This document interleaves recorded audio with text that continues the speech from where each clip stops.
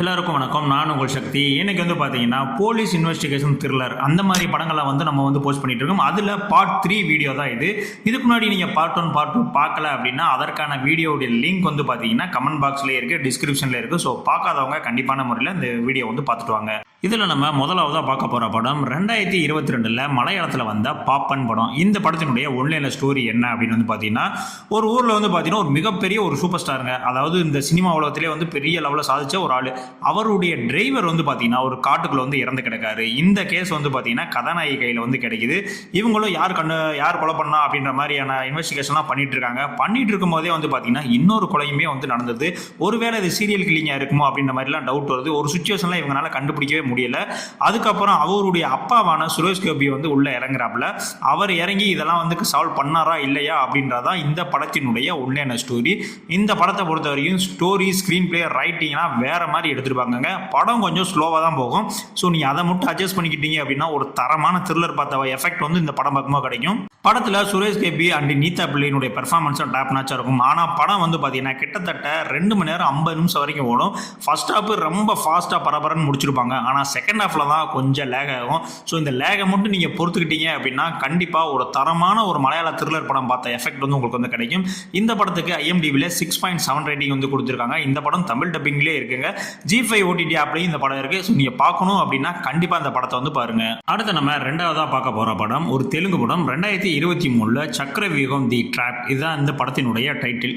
இந்த படத்தினுடைய one line story என்ன அப்படின்னு பார்த்தீங்கன்னா, கதாநாயகன் ஒரு சர்க்கிள் இன்ஸ்பெக்டராக இருக்காரு. அவர் இருக்கக்கூடிய ஒரு ஏரியா, ஒரு கிராமம்னு வச்சுக்கோங்களேன். அங்கே ஒரு வீட்டில் ஒரு பெண் கழுத்தில் அறுபட்டு அந்த மாதிரி இறந்து கிடக்காங்க. உடனே நம்ம ஹீரோ போய் பார்க்குறாரு, எதனால இறந்துருக்காங்க அப்படின்ற மாதிரி இன்வெஸ்டிகேஷன் பண்ணும்போது அவருடைய வீட்டுக்காரர் மேலேயே அவருக்கு சந்தேகம் வருது. நீ தான் பண்ணியிருப்ப அப்படின்ற மாதிரி சந்தேகப்பட்டு அவர் அரெஸ்ட் பண்ண போறாப்புல. அதுக்கப்புறம் இந்த படத்தில் என்னெல்லாம் நடந்துச்சு அப்படின்றதான் இந்த படத்தினுடைய ஒன்லைன் ஸ்டோரி. என்ன பொறுத்த வரைக்கும் ஒரு தரமான கதையை இவங்க எடுத்திருக்காங்க. பட் சொன்ன விதத்தில், ஸ்க்ரீன் பிளே பண்ண விதத்தில் பார்த்தீங்கன்னா ரொம்ப தலையை சுற்றி மூக்க தொடுறாங்கப்பா அப்படின்ற மாதிரி சொல்லுவோம்ல. ஸோ அந்த மாதிரி கொஞ்சம் வளவலா கொலகொலான்னு இழுத்துட்டாங்க. மற்றபடி இந்த ஸ்டோரி வேஸா பார்த்தீங்கன்னா ஒரு தரமான ஸ்டோரி இந்த படத்துக்கு இருக்கு. அது மட்டும் இல்லை, அஜய் அவர்களுடைய பெர்ஃபார்மன்ஸ் பார்த்தீங்கன்னா ஒரு உண்மையிலேயே ஒரு மிடுக்கான போலீஸ் எப்படி இருப்பாங்க அப்படின்ற மாதிரியான ஒரு பெர்ஃபார்மன்ஸ் இந்த படத்தில் கொடுத்துருப்பாப்புல. நிறைய லாஜிக் மிஸ்டேக் 1-2 இல்லைங்க, நிறையாவே லாஜிக் மிஸ்டேக்லாம் இருக்கும். நான் எனக்கு லாஜிக் மிஸ்டேக்லாம் பிரச்சனை இல்லைப்பா, எனக்கு ஒரு த்ரில்லர் படம் பார்த்தா போதும் அப்படின்னா கண்டிப்பாக அந்த படத்தை நீங்கள் ட்ரை பண்ணலாம். ஒரு டீசெண்டான ஒரு த்ரில்லர் படம் தான்.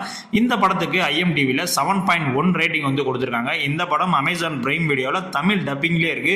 ஸோ நீங்கள் பார்க்கணும் அப்படின்னா கண்டிப்பாக அந்த படத்தை பாருங்க. ரொம்ப ஆகா ஓகன்னு சொல்ல மாட்டேன், ஆனால் இது ஒரு டீசென்ட் த்ரில்லர். ஸோ நீ வாட்ச் பண்ணணும் அப்படின்னா கண்டிப்பாக அந்த படத்தை பாருங்க. அடுத்து நம்ம மூணாவதாக பார்க்க போகிற படம் 2024 மலையாளத்தில் ரிலீஸ் ஆன அன்வேஷிபின் கண்டதும். இந்த படம் கிரைம் இன்வெஸ்டிகேஷன் த்ரில்லர் ஃபேன்ஸுக்குலாம் ஒரு ட்ரீட்டு அப்படின்ற மாதிரி சொல்லுவாங்க. ஏன்டா அப்படி சொல்கிறேன் அப்படின்னா, இதில் ஏன்னா ஃபர்ஸ்ட் ஹாஃப் ஃபுல்லாகவே ஒரு படம் பார்த்த மாதிரியும் செகண்ட் ஹாஃப் ஃபுல்லாக இன்னொரு படம் பார்த்த மாதிரியும் ஒரு ஃபீல் இந்த படம் கொடுக்கும்.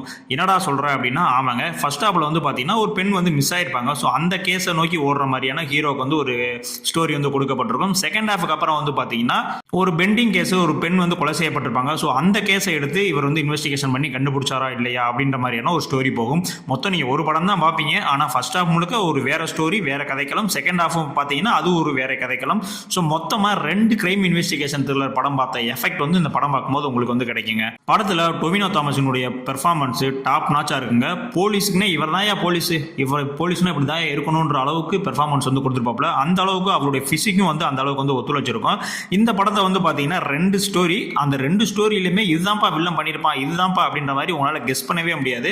அந்த அளவுக்கு ரைட்டிங் ஒரு தரமான ரைட்டிங் கொடுத்துருந்தாங்க. பட் இதெல்லாம் பார்த்தீங்கன்னா ஒரு சீரியஸ் மாதிரி கொண்டு வருவாங்க அப்படின்ற மாதிரி எனக்கு தோணுது. ஏன்னா அவர் ஒரு ஸ்டோரியாக தான் சால்வ் பண்ணிட்டு வர்றாரு. ஸோ இதுக்கப்புறம் பார்ட் 2 எடுத்தாலும் அதில் ஒரு ஸ்டோரி சால்வ் பண்ணுவார்ப்பா அப்படின்ற மாதிரி கூட கொண்டு வரலாம். பட் இந்த படம் ரொம்பவுமே ஸ்லோ பர்ன் த்ரில்லர். அதை மட்டும் மனசில் வச்சுக்கிட்டு அப்புறம் போய் நீங்கள் படம் பாருங்க. படம் விறுவிறுப்பாக பரபரப்பாக போகுமா அப்படின்னு கேட்டால் அந்த மாதிரிலாம் போகாது. ஆனால் ஒவ்வொரு ஸ்டோரி முடியும் போது பார்த்தீங்கன்னா எண்டிங்கில் கண்டிப்பாக நீங்கள் எதிர்பாராத விதத்தில் ஒரு ட்விஸ்ட் வச்சு உங்களை கூஸ் பம்ப் பண்ணியிருப்பாங்க. இந்த படம் IMDbல 10க்கு 7.4 ரேட்டிங் கொடுத்துருக்காங்க. இந்த படம் நெட்ஃப்ளிக்ஸில் தமிழ் டப்பிங்லேயே இருக்கு. ஸோ நீங்கள் பார்க்காதவங்க கண்டிப்பான முறையில் இந்த படத்தை மிஸ் பண்ணிட்டாங்க. நீங்கள் ஒரு கிரைம் இன்வெஸ்டிகேஷன் த்ரில்லர் ஃபேன்ஸெல்லாம் இருந்தீங்க அப்படின்னா கண்டிப்பாக அந்த படத்தை நீங்கள் என்ஜாய் பண்ணுவீங்க. அந்த அளவுக்கு ஒரு தரமான படம். இந்த படத்தையும் மிஸ் பண்ணிடாதீங்க. அடுத்து நம்ம 4வதா பார்க்க போகிற படம் ஒரு ஹிந்தி படம் 2024 ரிலீஸ் ஆன சிக்கந்தர் கா முகந்தர். இந்த படம் தான். இந்த படத்தினுடைய ஸ்டோரி என்ன அப்படின்னு வந்து பார்த்தீங்கன்னா, இந்த படத்தில் 2 கதாநாயகர்கள் வந்து இருப்பாங்க. ஒருத்தர் வந்து பார்த்தீங்கன்னா இந்த சாஃப்ட்வேர் இன்ஸ்டாலேஷன் பண்ணுறது அந்த மாதிரியான ஒர்க் பண்ணிட்டு இருப்பாரு. இன்னொருத்தர் வந்து பார்த்தீங்கன்னா ரொம்ப ஒரு ஸ்ட்ரிக்டான ஒரு போலீஸ். ஸோ மொத்தமே இந்த படத்தில் 2 ஹீரோ. படத்தினுடைய கதைக்களம் எப்படி ஆரம்பிக்குது அப்படின்னா, மும்பையில் ஒரு டைமண்ட் எக்ஸிபிஷன் அந்த மாதிரி வந்து வைக்கிறாங்க. அந்த மாதிரி வச்சுட்டு இருக்கும்போது ஒரு ஃபோன் கால் வருது. இந்த மாதிரி இங்கே வந்து பல கோடி மதிப்புள்ள அந்த டைமண்ட்ஸ் வந்து கொள்ளையடிக்க போறாங்க. ஸோ நீ வந்து உங்களை சேஃப்டி பண்ணிக்கிங்க அப்படின்ற மாதிரியான ஒரு ஃபோன் கால் மட்டும்தான் வருது. இவ்வளோ செக்யூரிட்டியை தாண்டி எப்படா அப்படின்ற மாதிரி எல்லாரும் யோசிக்கிறாங்க. அதுக்கப்புறம் வந்து பார்த்தீங்கன்னா அங்கே கிட்டத்தட்ட 60 கோடி மதிப்புள்ள ஒரு டைமண்டவே வந்து மிஸ் பண்ணிடுறாங்க. அதுக்கப்புறம் நம்ம கதாநாயகர்கள் இதை வந்து கண்டுபிடிச்சாங்களா இல்லையா, யார் வந்து இதை எடுத்திருப்பா, இதற்கு பின்னாடி இருக்கக்கூடிய ஸ்டோரியில் என்ன அப்படின்றது தான் இந்த படத்தினுடைய ஒன்லைன ஸ்டோரி. இந்த படம் வந்து பார்த்தீங்கன்னா எம்எஸ் தோனி அன்டோல்டு ஸ்டோரி அப்படின்னு நம்ம ஒரு படம் பார்த்துருப்போம் நம்ம சைல்ட்ஹுட்ல. அந்த படம் எடுத்த நிராஜ் அவர்கள் தான் வந்து இந்த படத்தையும் வந்து டைரக்ஷன் பண்ணியிருக்காரு. படத்தில் 2 ஹீரோ அண்ட் தம்னா பாட்டியா இவங்க 3 பேருடைய பெர்ஃபார்மன்ஸ் தான் படத்தில் வந்து டாப் நாச்சா இருக்கும். ஃபர்ஸ்ட் ஹாஃப்ல கொஞ்சம் கதையெல்லாம் வந்து செட் ஆகிறதுக்காக கொஞ்சம் ஸ்லோவாக போகும். செகண்ட் ஹாஃப் வந்து பார்த்தீங்கன்னா உங்களுக்கு விறுவிறுன்னு போகும். செகண்ட் ஹாஃப்ல இருக்கக்கூடிய அந்த ட்விஸ்ட்டுமே வந்து பார்த்தீங்கன்னா ரொம்ப அருமையாக இருந்துச்சு. பிளேஸ் பண்ணப்பட்ட விதமும் வந்து அருமையாக தான் இருந்துச்சு. கொஞ்சம் கணிக்க முடியாத அளவுக்கும் இருந்துச்சு. ஸோ இதுதான் வந்து பெஸ்ட் ரைட்டிங் அப்படின்ற மாதிரி நான் சொல்லுவேன். என்னை பொறுத்த வரைக்கும் இந்த படம் வந்து பார்த்தீங்கன்னா ஒரு டீசெண்டான த்ரில்லரு. நீங்கள் வந்து ஆஹா ஓஹோ அப்படின்லாம் நீங்கள் போய் பார்க்க வேணாம். ஒரு சாதாரண மைண்ட் செட்டில் ஒரு இன்வெஸ்டிகேஷன் படம் பார்க்க போகிறோம் அப்படின்ற மாதிரி ஒரு மைண்ட் செட்லேயே வந்து பாருங்க. இந்த படத்துக்கு IMDb 10க்கு 6 ரேட்டிங் வந்து கொடுத்துருக்காங்க. இந்த படமும் நெட்ஃப்ளிக்ஸில் தமிழ் டப்பிங்லேயே இருக்கு. ஸோ நீங்கள் பார்க்கல அப்படின்னா கண்டிப்பாக இந்த படத்தையும் பாருங்க.